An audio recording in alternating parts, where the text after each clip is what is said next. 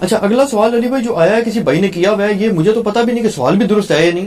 عموماً پاکستان، انڈیا اور بنگلہ دیش کی حنفی عوام میں یہ مشہور ہے کہ گھوڑا کھانا مکروہ ہے، یہ تو خیر پتہ ہی ہے، جبکہ دوسری طرف ترکی میں حنفی لوگ گھوڑے کا گوشت اور کباب بڑے شوق سے کھاتے ہیں. یہ تو ٹھیک ہے بات، مجھے یہ پتہ صحیح ہے بات. جی جی، دونوں میں اتنا کئی لوگ ترکی میں گئے، انہوں نے کھا دونوں میں اتنا فرق کیوں ہے؟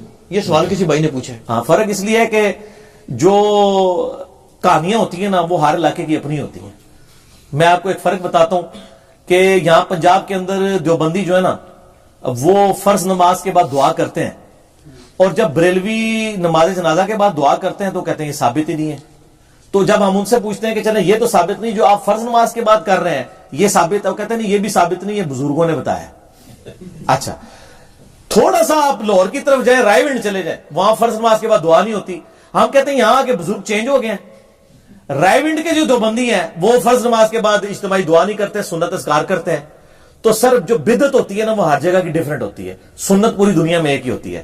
تو جس طرح ہر علاقے کی کہانی ڈیفرنٹ ہے نا، تو یہ گھوڑے والی کہانی سب کانٹیننٹ کی ڈیفرنٹ ہے. ادھر تو خیر ہر چیز ہی ڈیفرنٹ ہے، ادھر کا سنی بھی ڈیفرنٹ، ادھر کا شیعہ بھی ڈیفرنٹ. ٹھیک ہے، یہ سب کانٹیننٹ کی کہانی ہے.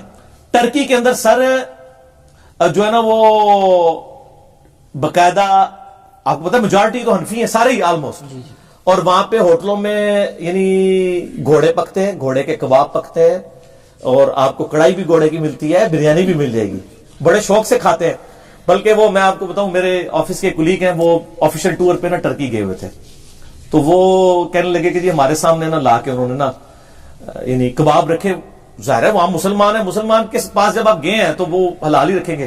کہتا ہم نے کھائے بڑے ٹیسٹی یعنی نا کباب تھے نا وہ. اچھا. تو ہم نے کھانے کے بعد نا اینڈ پہ پوچھا کہ یہ کباب کس گوشت کے تھے، چھوٹا تھا بڑا تھا کیا ہے، بڑا ٹیسٹی ہے.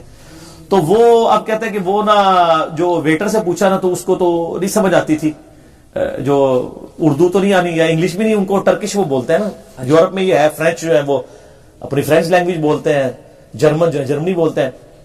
کہتا ہے جی ہم نے اس کو اشارہ کیا یہ کس کا ہے، تو وہ نا بار بار جو ہے نا وہ اشارہ کرے ٹاؤں ٹاؤں ٹاؤں ٹاؤں ٹاؤں ٹاؤں ٹاؤں ٹاؤں. کہتے ہیں یار یہ ٹاؤں ٹاؤں ٹاؤں کیا چیز ہے. تو وہ نا پریشان ہو گئے کہ یار کوئی کتا ہی کھوا چڑا ہے سانو، کہڑی شاید کھوا چڑی رہے، ٹاؤں ٹاؤں تو کتا ہی کرتا ہے. تو وہ پھر جب ان کے ساتھیوں نے بتایا کہ جی یہ گھوڑا ہے، تو وہ بےچارا وہی اشارہ کر سکتا تھا، ایسے سے بھی ساتھ کرتا تھا. تو یہ سب ٹاؤں ٹاؤں جو ہے نا اتنے مولوی نے ٹاؤں ٹاؤں کیتی ہے نا، انہوں نے انہوں نا مکرو اور اس طرح کے نا بکواسات لکھ کے نا امت کو دور کیا ہے اور پھر بلیم لگایا. حالانکہ سر بخاری اور مسلم دونوں میں حدیث موجود ہے کہ جابر بن عبداللہ رضی اللہ تعالیٰ عنہ کہتے ہیں کہ نبی صلی اللہ علیہ وآلہ وسلم نے غزوہ خیبر کے موقع پر پالتو گدوں کے گوشت کو حرام فرما دیا اور ہمیں گھوڑوں کا گوشت کھانے کی اجازت دے دی. یعنی وہ گدے کا گوشت پہلے بھی کھا رہے تھے، کیونکہ بخاری والے طریق میں آتا ہے کہ ہم غزوہ خیبر کے موقع پر گدے کا گوشت پک کے تیار ہو چکا تھا اور ہنڈیا فائنل ہو چکی تھی. تو ایک نبی علیہ السلام کے منادی نے اعلان کیا کہ یہ حرام ہے، تو وہ ہنڈیا پکی، انہوں نے کہا چلو ہوں کھا لینے بعد تو حرام ہوئے گا. یہ تسی کہندے ہو کہ بس جی اے نیت کر لیے داڑھی دی انشاءاللہ رکھنی ہے پوری نیت ہے. انہوں نے کہا ہوں ہی الٹو الٹ دی، اور اس حدیث سے پتہ چل گیا کہ یہ حلال ہے. البتہ ایک کمزور سی روایت ہے ابو داؤد کے اندر جس کو خود اس کے کمزور ہونے کے لیے اتنا ہی کافی ہے کہ اسے حنفی بھی کمزور کہتے ہیں. ٹھیک ہے کہ جی نبی علیہ السلام نے گدوں اور گھوڑوں کے گوشت کھانے سے منع فرمایا. خالد بن ولید رضی اللہ عنہ سے روایت ہے، لیکن وہ اتنی جعلی روایت ہے کہ اس کو حنفی بھی جعلی کہتے ہیں، لہذا اس کو پیش کرنے کی ضرورت نہیں ہے. اور آپ کو مزے کی بات بتاؤں، طحاوی شریف سنے ہیں تسی؟ بڑا مشہور شرح معانی الاثار. یہ امام طحاوی رحمہ اللہ تعالیٰ متوفہ 321 ہجری کی حدیث کی ایک کتاب ہے، اور فقہ حنفی بھی ساتھ انہوں نے نا امام حنیفہ کے اقوال بھی لکھے ہوئے ہیں، اور یہ 30 صدی کا مجدد بھی مانتے ہیں حنفیین کو. ہم بھی ان کا ریگارڈ کرتے ہیں، محدث ہیں، اور یہ حدیث کی کتاب ہے شرح معانی الاثار. تو بعض اسے معانی الاثار کہتے ہیں، لیکن یہ معانی الاثار ہے، یا وہ ڈائریکٹ الاثار کے ساتھ مل جائے گی. تو آلموسٹ کوئی تقریباً 6,500 کے قریب احادیث ہیں. اس میں 7 حدیث کے کامنٹس میں نا وہ فقہ بھی مرتب کرتے ہیں. پہلے وہ یہی والی روایت لے کے آئے ہیں جو ابو داؤد والی ضعیف روایت ہے کہ گھوڑوں کے گوشت سے منع کیا. پھر ساتھ وہ لکھتے ہیں کہ امام حنیفہ اسی کے تحت جو ہے نا گھوڑے کے گوشت کو صحیح نہیں سمجھتے تھے. لیکن پھر بعد میں نا وہ حدیث لے کے آئے بخاری اور مسلم والی، جابر بن عبداللہ والی. پھر انہوں نے نا تھوڑا چوڑے ہو کے لکھا کہ جی ساڑھے تے الزام لاندے اسی صحیح حدیث نو نہیں مندے. دیکھو انہی صحیح احادیث کی بنیاد پر جو ہمارے صاحبین ہیں یعنی امام محمد اور امام ابو یوسف, انہوں نے گھوڑے کے گوشت کے کھانے کی اجازت دی ہے. سر ان کی اجازت کی امت کو ضرورت نہیں ہے, آپ کو ضرورت ہے. ہمارے پاس تو حدیثیں موجود ہیں, تو ان کا اجازت دی ہے, اور یہ اس بات کا ثبوت ہے کہ ہم قیاس اور اجتہاد پہ نہیں چلتے بلکہ متواتر احادیث پہ چلتے ہیں. جب متواتر احادیث موجود ہیں کہ گھوڑے کا گوشت حلال ہے تو ہم اس کے کھانے کے قائل ہیں. یہ جناب تحویل شریف میں لکھا ہوا ہے, جو فقہ حنفی کی واقعی جینون ایک کتاب ہے, جو آپ اکثر پوچھتے ہیں نا جی فقہ حنفی کی ریٹن فارم میں, یہ بعد میں جو ادایا, یہ فتاوی علمگیری, یہ تو بعد کی پیداوار ہے نا. تحویل شریف اس وقت لکھی گئی ہے.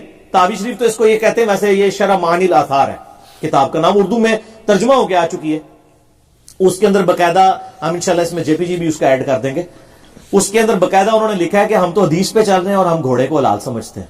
لیکن سر انہوں نے اپنی پبلک کو کیا کہانی کرائی, وہ کہانی ہے وہ جی دیکھیں جی جو ہے نا وہ جہاد میں اب بزرگوں کی بات بھی رہ جائے, وہ جی جہاد میں گھوڑے استعمال ہوتے تھے, اور یار ادو ہونے سن ہوں تک بزرگوں کی جیڑی مطلب لکیر پٹتے پے ہوں کہڑے گھوڑے استعمال ہو رہے ہیں.